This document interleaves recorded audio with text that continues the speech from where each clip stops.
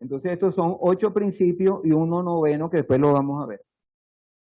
Entonces el primer principio era que fue promulgado este aforismo por Hipócrates, que es la natura morborum medicatris. ¿Qué es la natura morborum medicatris? Bueno, ya se habló desde el punto de vista cuántico que era la energía vital. Entonces aquí hace referencia al aforismo hipocrático de que la naturaleza de cada ser vivo es la que realiza las curaciones de las enfermedades y que el médico es solo un auxilio del enfermo. Ejemplo, y ya vemos que estos son mecanismos, para nosotros no son, vamos a decir, enfermedades que hay que tratar, sino que vemos que estos mecanismos son para compensar justamente el desequilibrio que tiene el paciente. La fiebre, la inflamación, la tos, los vómitos, la diarrea, la úlcera, y que cada uno de nosotros tiene un sitio de menor resistencia que se llama loci minor resistentiae. Y eso se manifiesta inclusive los griegos ya sabían eso en la mitología, y por eso tenemos lo que llaman el talón de Aquiles.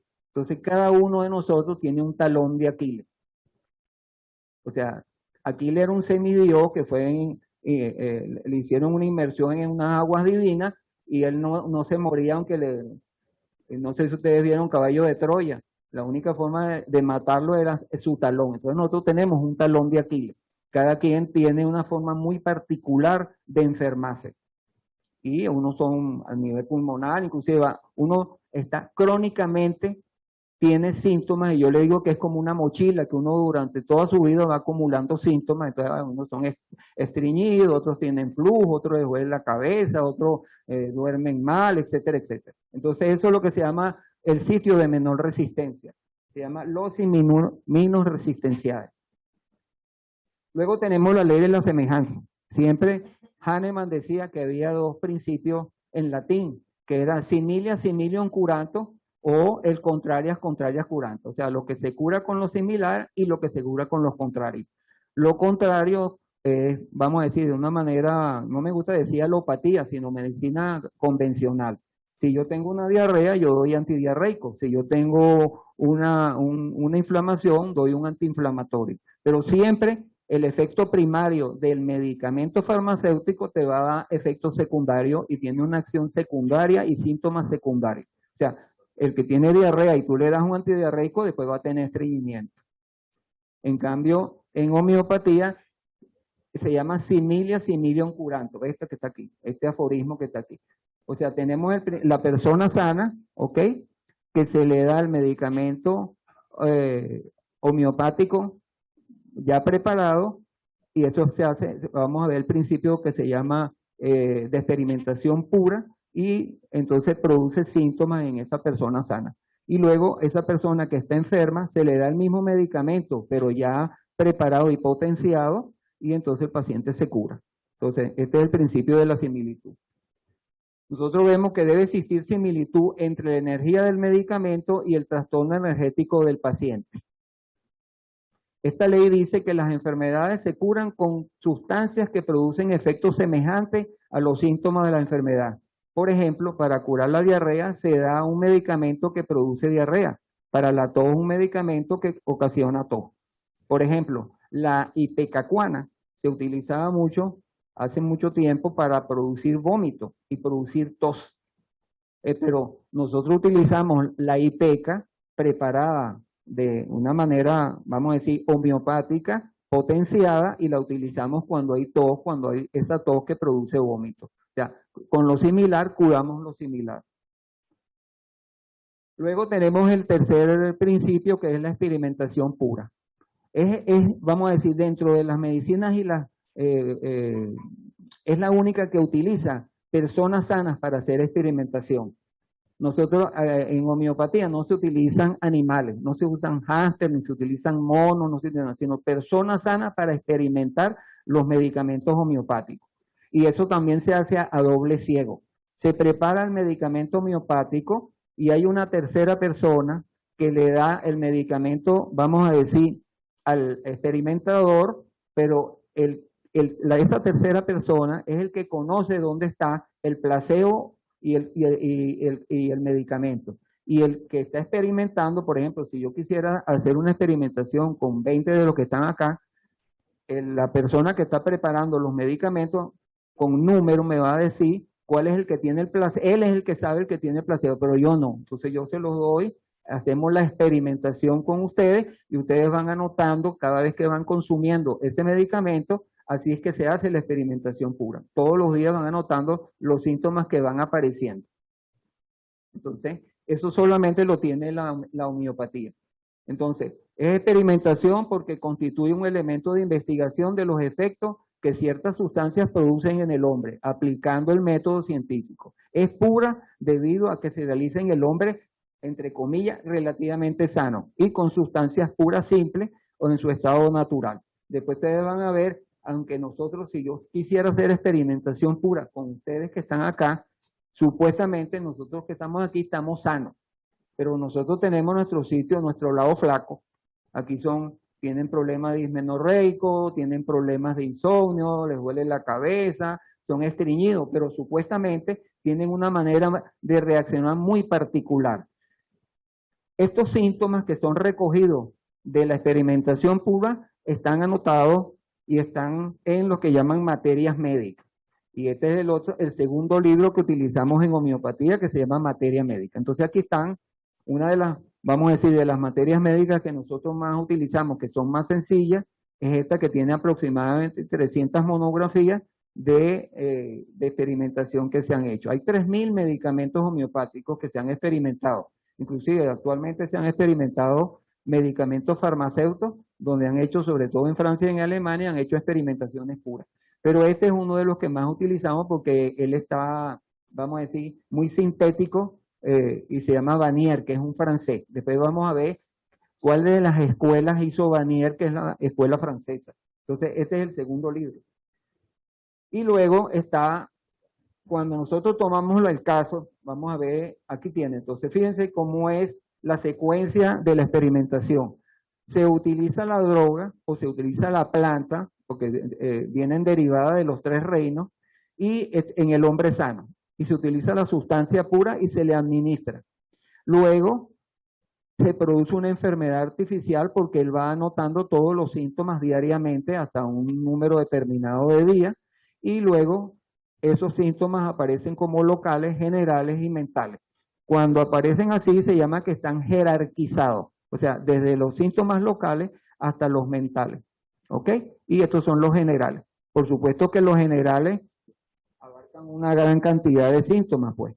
Y esto casi esto nosotros cuando hacemos la repertorización de los síntomas, ahora, ¿dónde van todos estos síntomas? ¿Dónde van colocados? En otro libro, que es el tercero, entonces, dentro de la homeopatía, que llaman el repertorio. Aquí tienen el repertorio, que es el que nosotros utilizamos.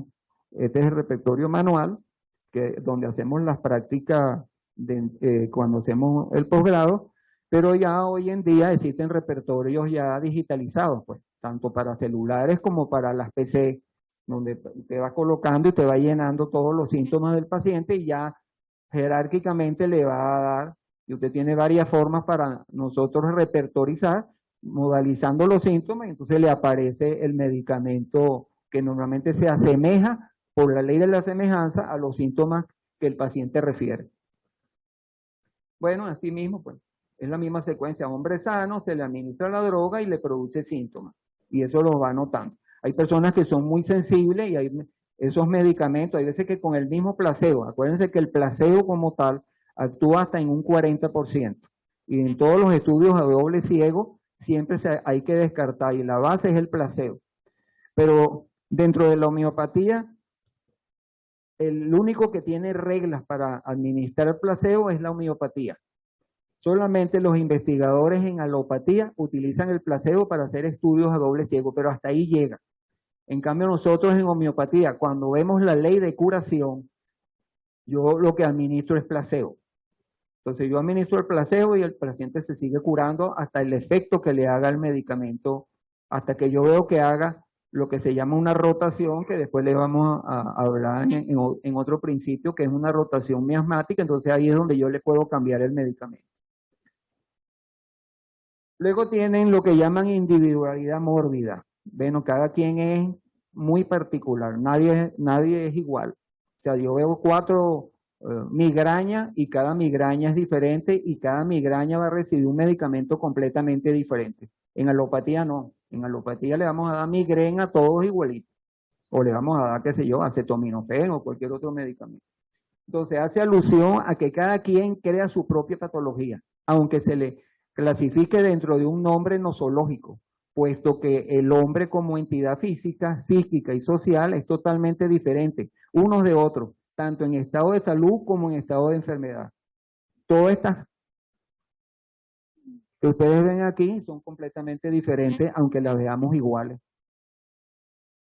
Igual aquí, pues, todos estos tigres son completamente diferentes cada uno y se identifica, inclusive puede ser que tenga una rayita más, como dice justamente por ahí el dicho, que es una raya más que un tigre, pero cada uno de estos es completamente diferente. Y aquí lo vemos igual, aunque pareciera que todas son iguales, ustedes van a verles diferencia entre todos ellos, porque más o menos esto es como decir, es una raza que todos se parecen, pues es diferente a nosotros. En cambio aquí todos son completamente diferentes, aunque sea por aquí tiene una pierna diferente. Fíjate que todas casi son iguales, pero son diferentes en cada una de ellas. Bueno, la quinta, vamos a decir, principio de la homeopatía es la individualidad medicamentosa. Ya vimos que existe una individualidad morbosa porque estamos identificando la individualidad de cada persona que es diferente. Así igual existe una individualidad medicamentosa. La individualidad medicamentosa de manera más amplia incluye 3 aspectos, que es la individualidad del tratamiento, la individualidad de los medicamentos y el medicamento único. ¿Ok? Normalmente es una presentación, esta es una presentación igual que se llaman glóbulos, pero también pueden existir gotas, jarabes, lo que llaman papeles que son polvos y pueden existir también presentaciones galénicas como tabletas y comprimidos homeopáticos. Como cada quien produce su propia enfermedad, lo consecuente es dar un tratamiento diferente o individual a cada enfermo, aplicando la ley de los semejantes. Si, por ejemplo, 3 enfermos consultan por migraña, cada uno podrá ser tratado con un medicamento diferente. Para dar el medicamento indicado al paciente es necesario conocer bien los medicamentos homeopáticos, deduciendo los síntomas que caracterizan a cada uno de ellos y que los hacen únicos con respecto a los otros. Yo hice un trabajo de resonancia mórfica, lo hice en el año 2004, donde yo equiparaba la resonancia mórfica de lo que habló el agua morfogenética o morfogénica, donde yo partía de una hipótesis que yo decía, a mayor cantidad de prescriptores o médicos o terapeutas que conocemos la materia médica, el solo hecho de nada más mentalizar y conocer la materia médica, yo inmediatamente ya me funciona el médico como terapeuta. Y eso ya hay veces yo lo he comprobado. Y por eso existen varias tendencias dentro de la homeopatía, por ejemplo, que se llama radiónica. O sea, esa es una forma de vibración o de energía donde se preparan los medicamentos, no con vamos a decir, con las farmacopeas internacionales homeopáticas, sino que se prepara con, vamos a decir, con energía preparadas con unos aparatos, hasta inclusive con un emisor que es un gráfico emisor. Pero eso después podemos entonces conversar sobre eso. Luego viene lo que se llama la dosis mínima. La dosis mínima es la cantidad más pequeña de medicamento que necesita el paciente para que se dé el proceso curativo, sin o con la menor agravación, preparados homeopáticamente con 2 tipos de acciones que definen al medicamento homeopático y que son una condición sine qua non para que sea considerado como tal. Y eso es la dilución y la dinamización. La dilución es simplemente vamos a decir, una forma química de diluir. O sea, yo puedo diluir a la decimal o puedo diluir a la centesimal. Normalmente Hahnemann en su principio él siempre hizo diluciones y en todos sus libros, desde el Organón hay seis ediciones del Organón. En la última edición, y desde el principio, desde la primera edición, él siempre utilizaba las centesimales. Él siempre diluía 1 en 100. Pero a esa no era simplemente diluir 1 en 100. Hering es el que introduce las decimales. Y cuando introducen las decimales, la escuela, quien lo toma como tal, es la escuela francesa, y eso lo vamos a ver ahorita cuando veamos las escuelas. Entonces, nosotros podemos diluir. El hecho de diluir no significa que estemos dando medicamentos homeopáticos. Hay que dinamizarlo. Y esa dinamización tiene un principio básico que se llama sucusión. Esa sucusión se puede hacer desde el punto de vista mecánico, manual, o desde el punto de vista mecánico, ya utilizando equipos especiales para hacer eso, para hacer esa dinamización.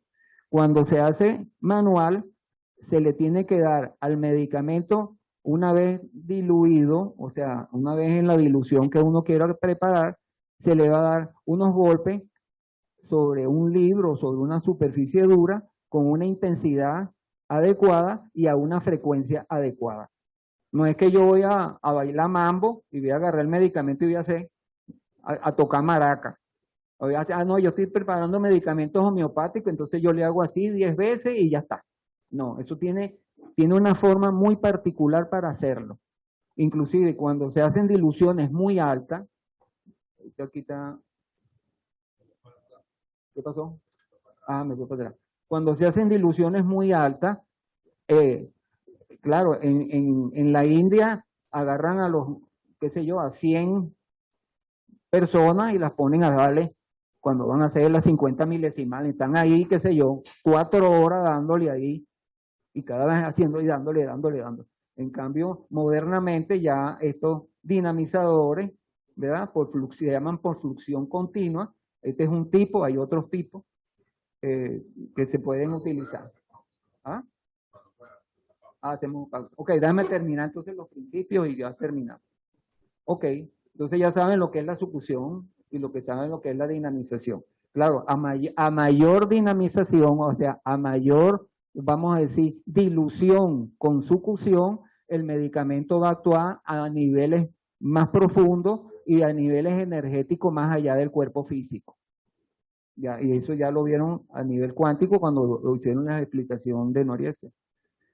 Entonces hay tipos de dilución. Hay la centesimal, que se llama hahnemanniana, y que se escribe así, ustedes las pueden ver, CH, C o 1/100. Normalmente la que más se utiliza es esta, que se llama centesimal hahnemanniana.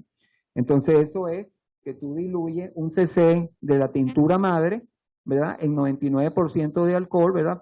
Para que sea 100, y se obtienen las diluciones, y se obtienen eso cuando se le hace la sucusión, se le da 100, vamos a decir 100 golpes para hacer la primera dilución. Y de ahí se va sacando la segunda, se toma una gota de la segunda, 99 de alcohol y así sucesivamente. Por eso hay 1, 2, 3, 4, 12, 30, 200 CH.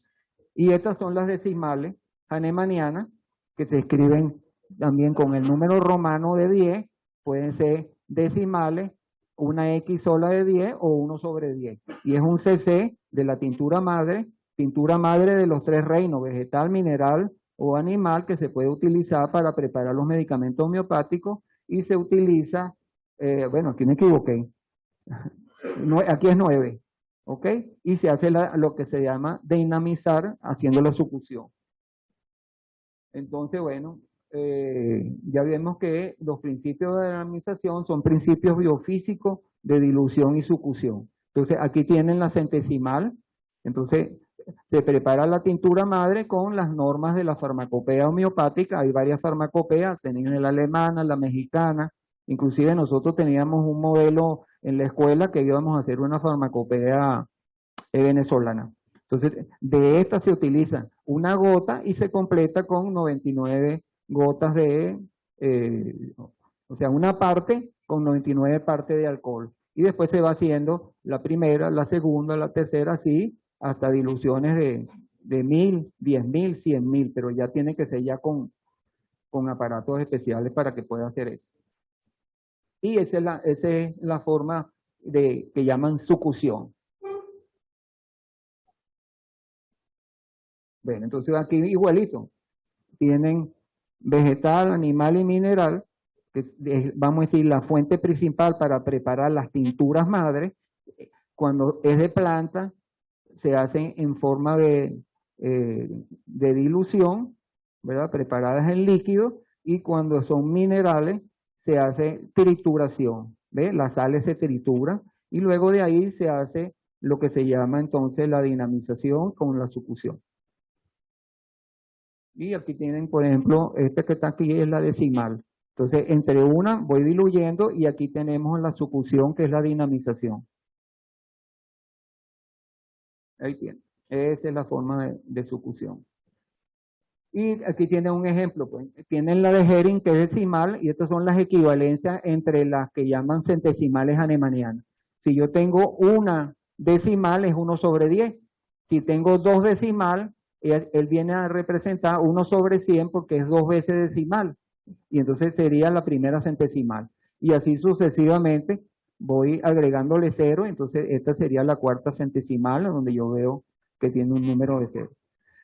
Y aquí vienen cómo es la presentación del medicamento homeopático. En esta forma es en glóbulo. Entonces aquí tiene vamos a decir, la dilución, que es a la 15, el tipo, que es centesimal, el nombre, el principio activo, que es en latín, que eso ahorita lo vamos a ver, cuál es la nomenclatura que se utiliza en homeopatía, que es completamente diferente a los medicamentos farmacéuticos químicos. Este es cloruro de sodio, se dice natrum muriático.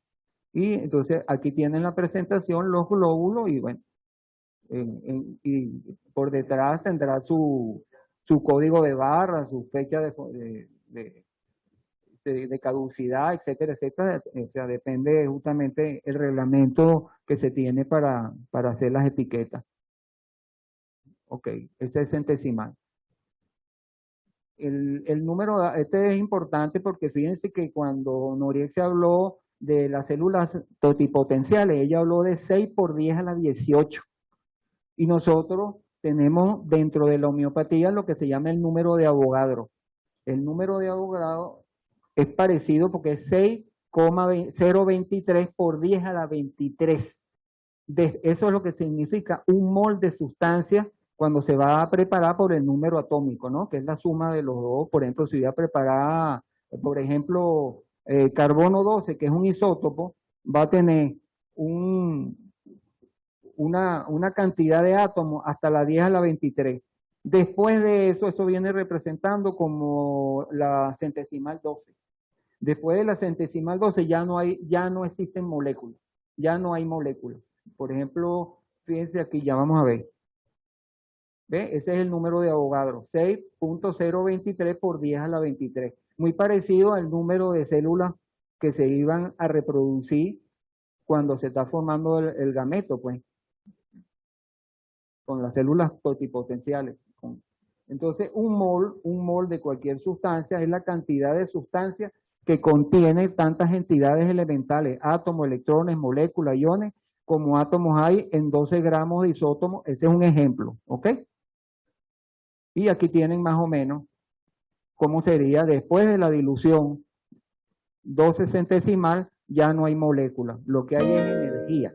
Claro, se ha hablado de memoria del agua, etcétera, etcétera, pero ya prácticamente no, eso de memoria del agua no, o sea, hay varias teorías sobre eso. Pues ahorita se habla de agua estructurada y agua ya morfogénica, ¿no? Y este es lo que llaman principio vital. Ya Noriega ya les habló de lo que es justamente la energía vital, vida o alma, y es la entidad dinámica de las operaciones vitales la que le da vida al cuerpo. Sin él se descompondría, manteniendo la salud en un estado armónico, admirable en sensaciones y funciones, que al desequilibrarse produce la enfermedad y a su vez induce el proceso de curación. Además, conserva unido al cuerpo o materia, estructura anatómica y fisiológica del ser humano. y el espíritu, que es la esencia dotada de razón, según Hahnemann. Y luego, ella, claro, después de anorexia les va a hablar más profundo sobre lo que significa los miasmas como tales y lo que es la forma de enfermarse y lo llamada las diátesis o las enfermedades del terreno. Entonces aquí mismo te dice, las enfermedades crónicas miasmáticas son estados morbosos constitucionales. Le vas a hablar también de lo que es la constitución, resultante de la supresión de síntomas que son los mecanismos defensivos de la naturaleza. También se denomina predisposición mórbida, diátesis o formas de reaccionar. Claro, hay tres básicas que después se les va a, con detalle se les va a decir más o menos, que se llama la sórica, la psicosis con S y no con P, no es de psicosis de la mente, sino psico, que significa higo, excrescencia. Y luego la forma miasmática de sífilis, que se asemeja con el chancro sifilítico, y la sora, que se asemeja con una manera de reaccionar donde se toma como referencia la sarna. Pero eso, más o menos, después ya les va a hablar desde el punto de vista de Visturka, cómo es que justamente podíamos llevarlo desde el punto de moderno para que nosotros podamos entenderlo como médicos. Bueno, y el principio de curación, por último, que se realiza de una manera centrífuga y de manera exonerativa. Este es Constantino Hering. ¿Y cómo podría ser esto? Es centrífuga porque es de adentro hacia afuera la curación y es de arriba a abajo y justamente de adentro a afuera. Ese es el principio básico de la curación.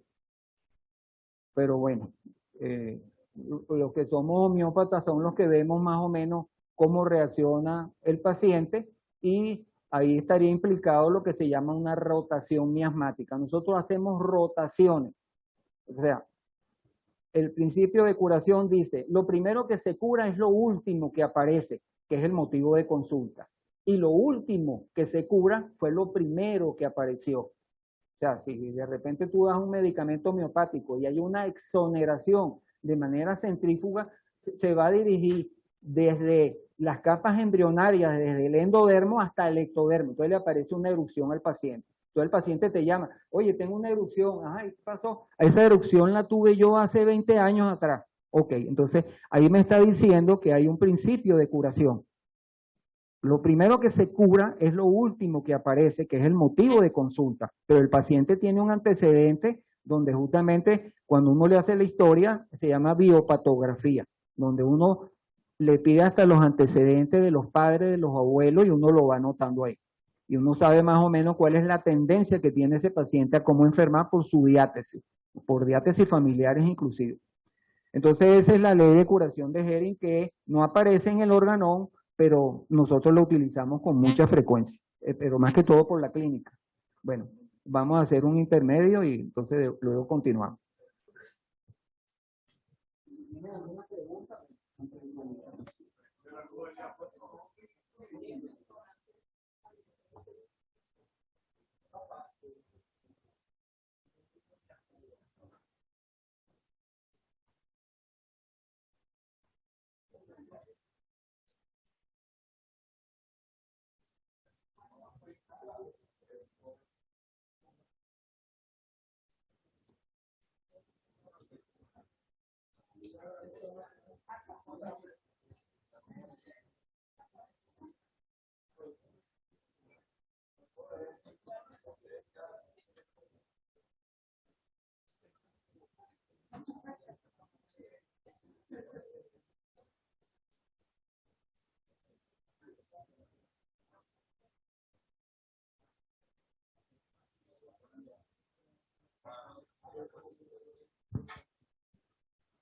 Doctores, por acá tengo la lista de las personas que deseen comer acá para que se anoten. Muchas gracias.